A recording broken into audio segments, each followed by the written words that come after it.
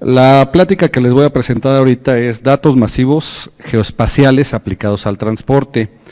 Es un tema que hemos estado trabajando en la Unidad de Sistemas de Información Geoespacial desde el 2017. Ya hay una publicación incluso que es la 502. También tiene algunas referencias a la publicación 492. Y se los comento por si quieren más datos y revisar algo más en específico, ahí lo pueden consultar. Entonces, en Internet, ¿qué sucede? Vamos a ver esto rápidamente. ¿Qué sucede cada minuto del día aproximadamente en Internet? Más o menos, para que nos demos una idea, en Twitter, que es una plataforma de comunicación entre usuarios, se mandan aproximadamente 347,000 tweets, que es un mensaje corto de 280 caracteres. Aproximadamente los usuarios de Apple descargan 31,000 aplicaciones, los que buscan pareja le dan un toque o algo parecido a un like, 590,000 veces a algún otro usuario. Adicionalmente, por ejemplo, se hacen 694 solicitudes de viaje en Uber en un minuto, ¿sí? Para que vean lo que es la magnitud de datos que de lo que estamos hablando. Este creciente flujo de datos proviene de distintos tipos de sensores, distintos sistemas de mensajería, redes sociales, y todo esto ya ha invadido muchos aspectos de nuestra existencia, de nuestra vida.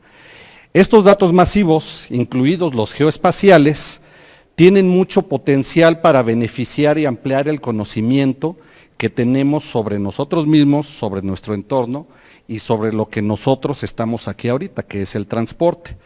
¿Para qué nos puede servir, por ejemplo? ¿O para qué nos puede ayudar ese conocimiento? ¿En qué áreas podemos aplicarlo? Lo podemos aplicar, por ejemplo, en el cambio climático, vigilancia de enfermedades, la respuesta a desastres, transporte precisamente, el monitoreo de infraestructuras críticas, como los puentes, por ejemplo.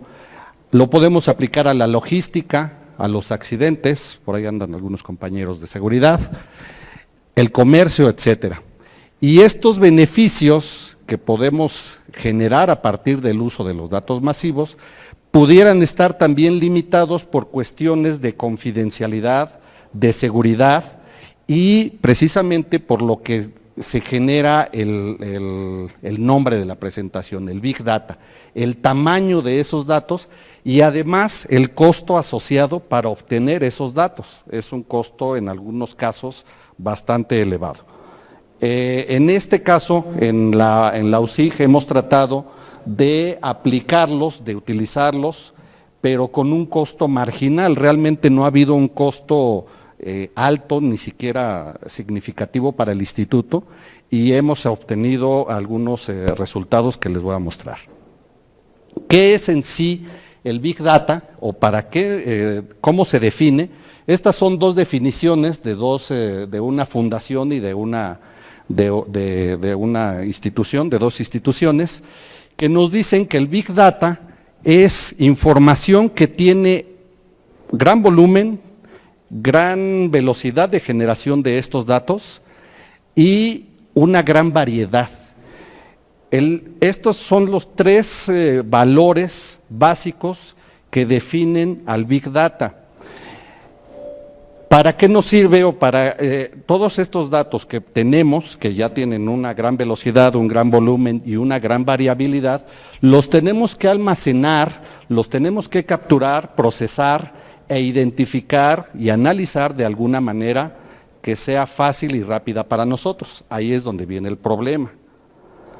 En general, una definición así muy general, aquí estamos sumando las características de varios autores, que indican varios autores, es el conjunto de datos estructurados, no estructurados, semiestructurados, que no son fáciles de capturar, de almacenar, de manipular, y que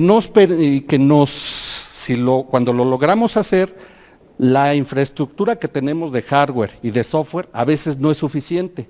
Cuando lo logramos hacer, requerimos aplicarles procesos especiales para poder identificar patrones reiterativos y a partir de eso generar modelos predictivos a partir de la información. Las tres dimensiones básicas del Big Data, como les decía, son el volumen. Muchos autores consideran que arriba de 1 terabyte es Big Data. Yo en particular no estoy muy de acuerdo con ese valor, porque el Big Data simplemente el tener ahorita en la computadora un conjunto de datos de 1 millón de datos, no es mucho, tal vez es 1 megabyte, pero esos son los datos que yo tengo en la computadora. El sensor, el dron, la cámara, la imagen de satélite, el satélite que está girando alrededor de la Tierra, sigue generando datos, aunque yo no los esté capturando y aunque yo no los tenga, el sensor los sigue generando. Entonces sigue siendo Big Data, aunque yo no lo tenga en este momento en esta computadora. La variedad. Los datos pueden ser estructurados o no estructurados, o semiestructurados, como una base de datos, como una hoja de Excel, o como textos, imágenes, audio o video. Esa es una de las características también del Big Data. Y la velocidad con que se generan esos datos y la velocidad con que los generamos. Podemos tener los datos, en este caso para la presentación son datos generados en marzo del 2017, presentados ahorita.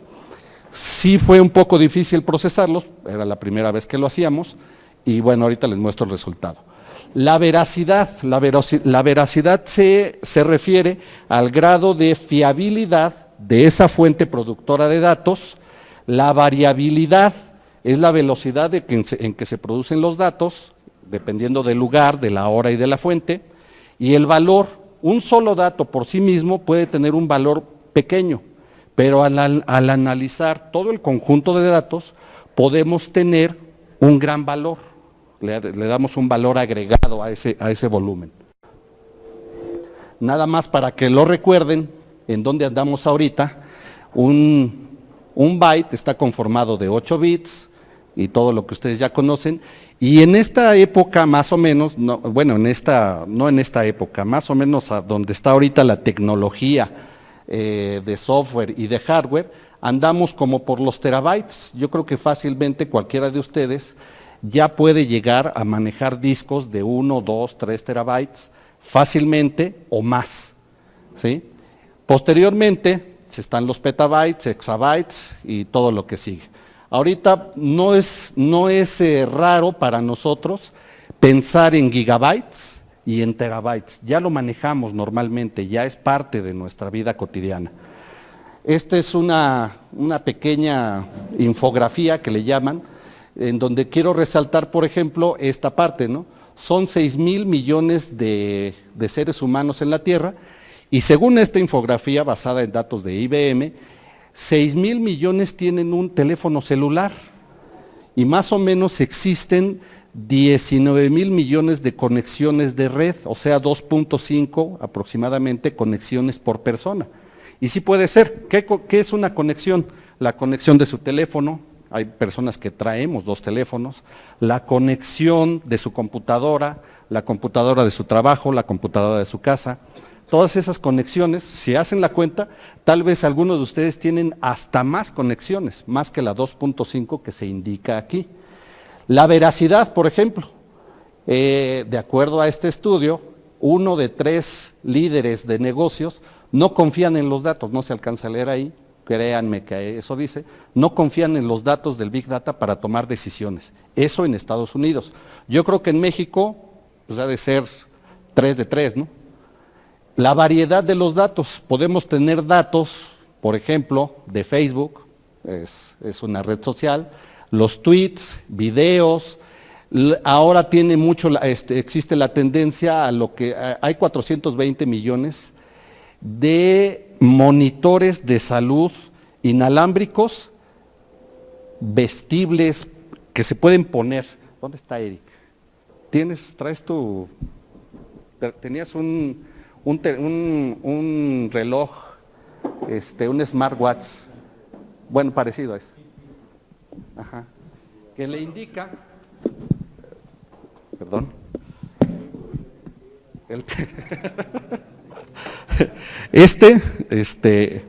y comento Eric porque se lo vi la otra vez, te indica si ya necesitas hacer ejercicio, número de pasos, etcétera. Le da una estadística y él lo puede descargar a su computadora, a una aplicación, al teléfono, y entonces sabe cuánto caminó durante el día, si necesita bajarle tantos gramos a la pancita o subirle a algo. Le avisa a mi mujer. Sí, ese es el problema. Entonces, estos son estos dispositivos, que cada vez son más. Ahora ya tenemos la tendencia a regalar smartwatch, y a veces el usuario no es tan inteligente como el smartwatch, ese es el detalle, ¿no? No, no es su caso, ¿eh? En este caso es al contrario. Los tipos de estructuras. Tenemos datos estructurados como una base de datos, una hoja de Excel. Tenemos los datos no estructurados como pueden ser los PDF, los documentos de email, los documentos de texto, los semiestructurados, que son datos parecidos a los de texto, pero que están divididos en marcas o en etiquetas y sobre todo se utilizan para Internet, como por ejemplo el HTML, el XML, que es un archivo de intercambio, y el JSON. ¿Qué procesos podemos aplicar de análisis a determinados tipos de datos? Podemos aplicar, por ejemplo, el análisis de texto para extraer textos a través de una hoja escaneada, por ejemplo, el análisis de audio, voz y transcripción a texto, los call centers que les llaman a ustedes a cada rato, los bancos que les dan lata, graban la conversación y luego aplicando software, esa conversación la transcriben a un texto, a un documento. El análisis de video y fotografía, que es el reconocimiento de objetos a través de formas y patrones, que es algo de lo que nosotros a veces hacemos en la UCIG, utilizando imágenes de satélite y software específico, podemos reconocer dónde hay una parcela, dónde hay una carretera, etcétera, ¿no? El análisis de medios sociales, que son específicamente eso, el análisis de noticias, distribución de opiniones, y el análisis predictivo que está basado en los datos actuales e históricos que podemos disponer. Rápidamente, este es el entorno de Big Data, y aquí lo que yo quería mostrarles es esto. Aquí el general es esto. Esta parte de aquí, las compañías poco a poco van implementando y van invirtiendo en el uso y manejo del Big Data y las ganancias que pudieran tener. China tiene muchos datos, está generando muchos datos de estos, se generan 570 nuevos websites cada minuto durante el día, y específicamente de lo que nosotros en la UCIG requerimos y utilizamos es el Geospatial Big Data. Ese Geospatial Big Data, para que pueda ser un Geospatial Big Data o datos masivos geoespaciales, debe de tener una coordenada, debe de tener algo que me permita ubicarlo sobre la Tierra. ¿Cómo lo puedo ubicar sobre la Tierra? Puede ser a través de una coordenada X, Y, Z, a través de un código postal, a través de un nombre de calle o carretera, y últimamente se utiliza precisamente el análisis de texto. Tal vez un usuario indica que en la carretera 57 hay un accidente, carretera 57 México-Querétaro. El analizador de texto identifica carretera 57 México-Querétaro y sobre esa línea o sobre ese tramo hace una indicación de que ahí en un mapa hay un evento, hay un atasco, hay un embotellamiento. Entonces el Big Data nos sirve para identificar los qué. El análisis nos identifica o nos permite saber cómo están sucediendo las cosas. La ubicación, obviamente, me dice dónde está eso. Juntar todas esas tres componentes nos puede decir por qué están sucediendo las cosas, ¿sí? Y al hacer eso podemos poner esos porqués sobre un mapa en forma de un punto, en forma de un polígono o en forma de una línea, y a partir de eso tomar algunas decisiones. De acuerdo a este señor, que es un geógrafo, el 80% de los datos que existen tienen un componente geoespacial, ¿sí? Eso nos sirve, es muy importante, porque cada vez más los datos geoespaciales se utilizan y se deben de utilizar. Entonces, los datos geoespaciales nos describen objetos, cosas con relación al espacio geográfico, y deben de tener obviamente una coordenada de ubicación a partir de un sistema de referencia espacial. ¿Cómo recopilamos tradicionalmente esos datos? Y ahora con las nuevas tecnologías los podemos recopilar mediante estos que están aquí, y últimamente con los contenidos geoetiquetados, la información geográfica participativa, los GPS o los sensores geoposicionados. Estos son los sensores que se pueden montar sobre un dron, sobre un vehículo o incluso sobre nosotros mismos. Ahí es donde nosotros nos podemos convertir en un sensor, en un vehículo para poder levantar información. Estas son algunas de las fuentes que les estaba mencionando. El Internet de las cosas, eso lo que la pulserita que trae Eric, es un componente de esta sección del Internet de las cosas. Plataformas específicas, Waze, Twitter, OpenStreetMaps, Google Maps, información de tipo LIDAR, radar, etc. Esta es la gráfica que me muestra todo esto que no se ve aquí en las letras chiquitas, ahí lo estamos viendo. Y bueno, esa gran diversidad de fuentes de información nos obliga a que generemos nuevos algoritmos, ¿sí? Nuevos algoritmos, y a su vez nos genera la necesidad de tener arquitecturas nuevas, flexibles, en donde podamos integrar esos datos, procesarlos y luego aplicarle los algoritmos. El transporte, precisamente, genera mucha información de Big Data a través de distintos sistemas, como, por ejemplo, los sistemas de conteo de pasajeros, localización, sistemas de pago, videos de vigilancia, recolección de características de la superficie de rodamiento. Toda esta información se convierte en terabytes de datos, ¿sí?, que se recopilan y generan mucho espacio de almacenamiento, que en algún momento lo debemos de procesar. El gran volumen precisamente se genera a partir de los vehículos, de las personas, de los bienes que en cualquier momento, 24/7 durante 365 días del año, están en camino en cualquier momento, en cualquier lugar del mundo. Siempre hay algo moviéndose con transporte. Esos datos los podemos levantar o capturar a través de GPS, de sensores inerciales, de sensores en las llantas, de radares, de escaneo láser, de lo que se paga en las casetas, los sensores de estacionamiento, todo eso se puede levantar.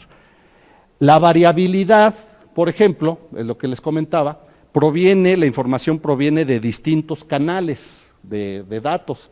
Los ciudadanos, nosotros nos podemos convertir en sensores o podemos ser una fuente de la base de datos, pero a veces no se generan correctamente por nuestra discapacidad para conectarnos.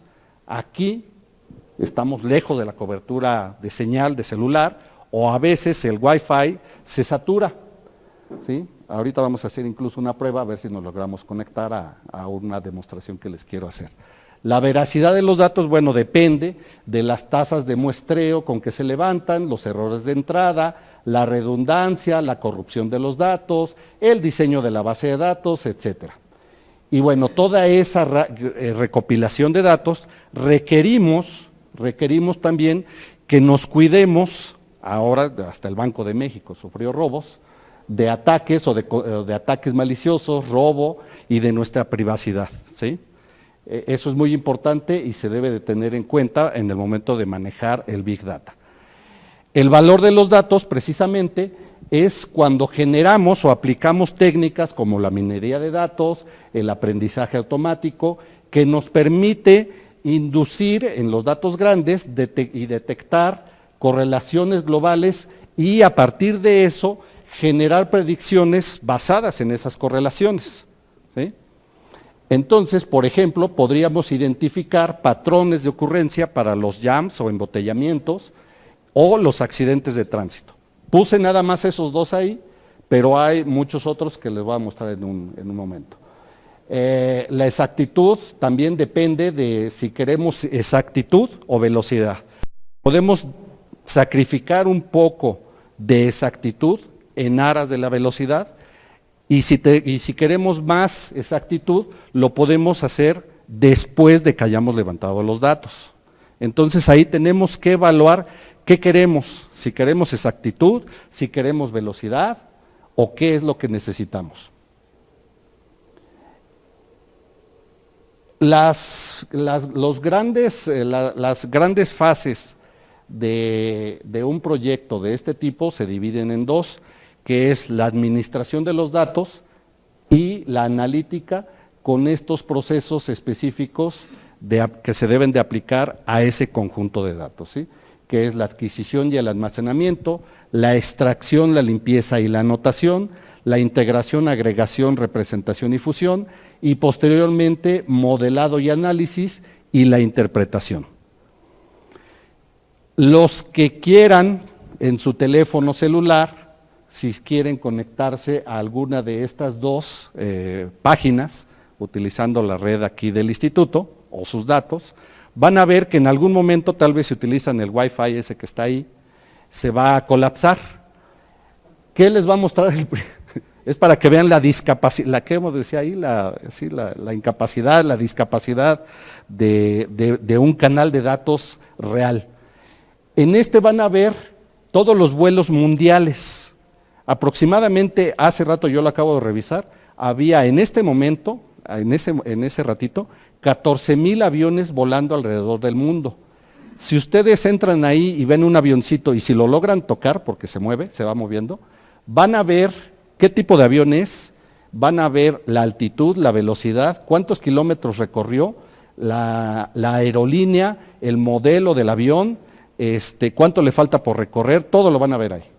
Y en el otro van a ver una demostración en tiempo real de datos de Twitter. Entran ahí, le ponen, hace rato, como a las 10 de la mañana hubo un temblor en la Ciudad de México, le ponen #sismo y van a ver todos los tweets que tengan geoposición y se los va a mostrar en el mapa, y aparte les va a decir cuántos tweets está analizando en ese momento. Yo lo revisé hace rato y llevaba 126 millones de tweets analizados. Eso, como les digo, el Big Data es eso, ¿no? No está en la computadora, en este caso está en Internet, ahí es donde está sucediendo. Este es un ejemplo que nosotros hicimos precisamente para ver la factibilidad y las posibles aplicaciones de cosas como Twitter. Una que hicimos fue Twitter. No les voy a decir qué es, ustedes ya lo saben qué es un medio de enviar información, datos, mensajes a un grupo de seguidores a través de Internet. Utilizando los tokens y la API de Twitter y utilizando R, que es un lenguaje para generar modelos estadísticos, lineales, no lineales, etcétera, generando este código, nosotros hicimos esta aplicación en donde le podemos poner aquí #carreteras y todos los tweets en ese momento que cumplan con la condición a 500 kilómetros, 1000 kilómetros o a 100 metros de esta coordenada, me los va a mostrar. ¿Sí? #carretera, #logística, #accidente, vialidad, lluvia, deslizamiento, lo que ustedes quisieran ver ahí, nada más se pone aquí, hace la búsqueda, definen un punto a partir del cual va a ser la búsqueda y un radio de acción. Se los va a poner aquí en el mapa y les va a mostrar en la tabla cuáles son. Esa es una primera aplicación que hicimos. Otra aplicación, por ejemplo,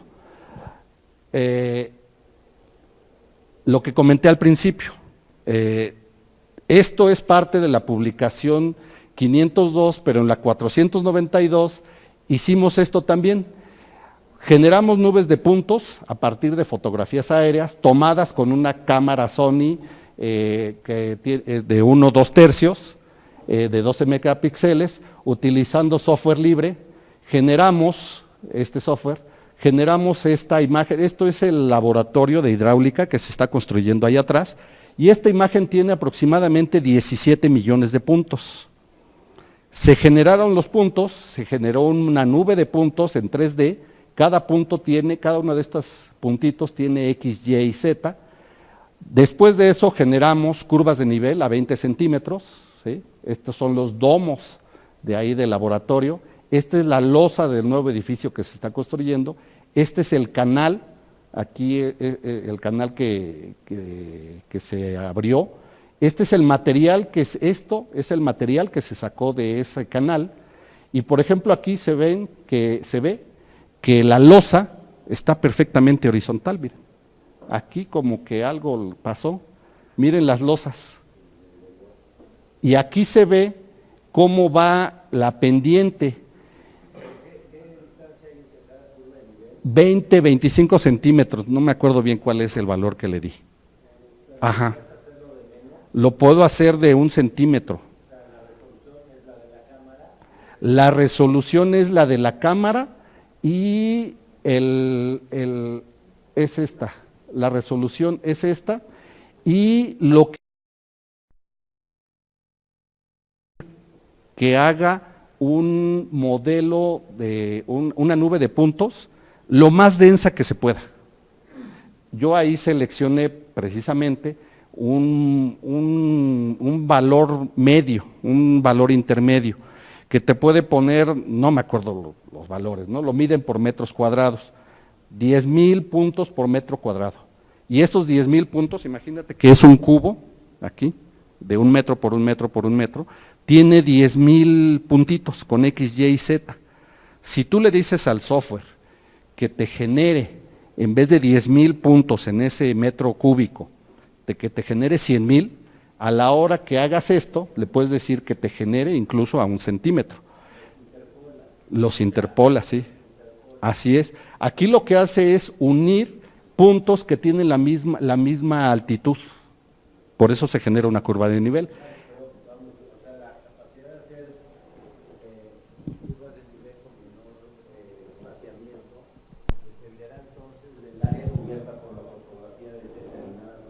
Así es. Entre más fotos tengas y mayor sea tu sensor, tendrás mayor precisión.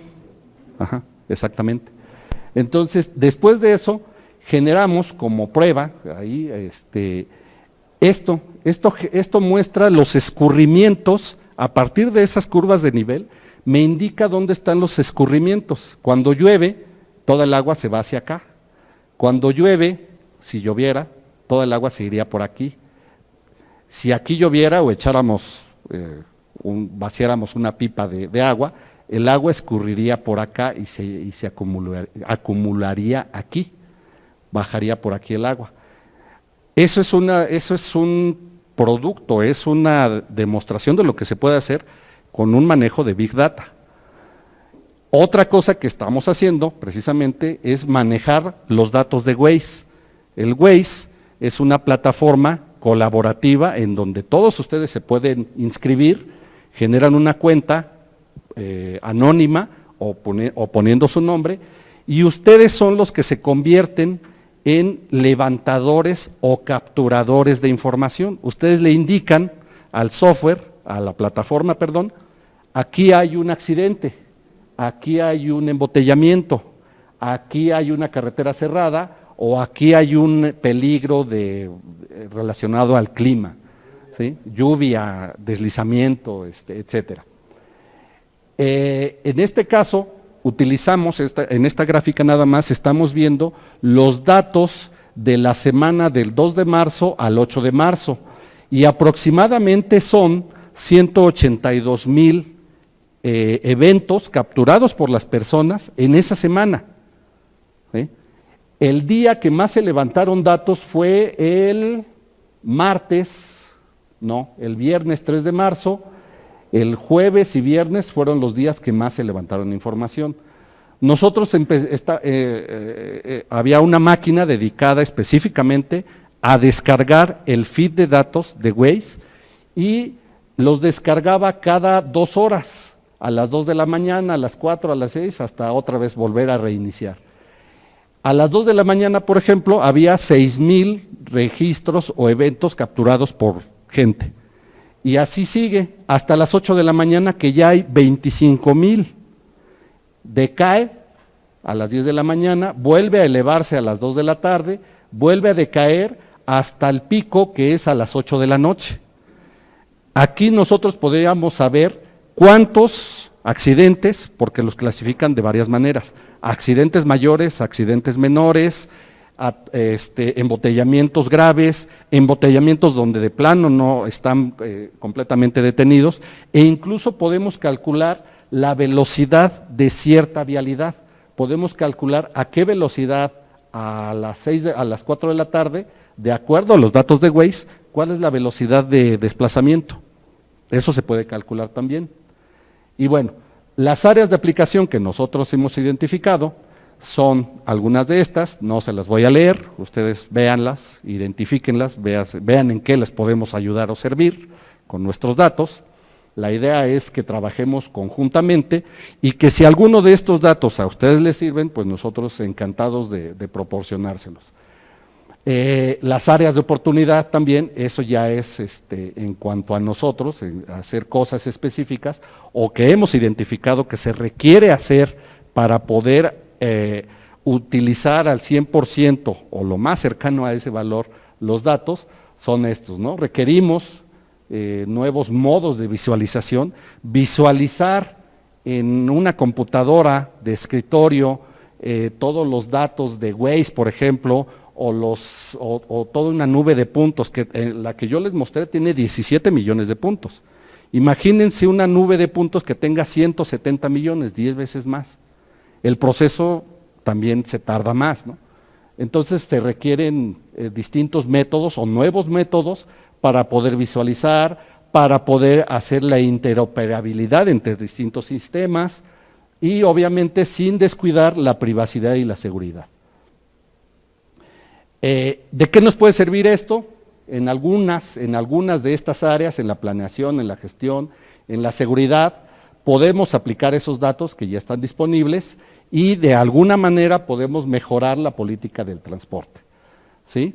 Entonces, de esta manera, al fusionar esas fuentes, al fusionar el hardware, el software y el conocimiento que nosotros podríamos aportar, podríamos tener una imagen mucho más completa de la eficiencia de la red y dejar satisfechos, o lo más que se pueda, a los usuarios de esa red.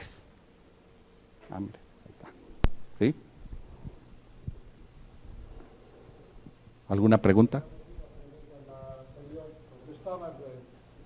Donde mostraste los objetivos, áreas de oportunidad, es que me llamó la atención que se puede usar esta tecnología del Big Data para avances de obras.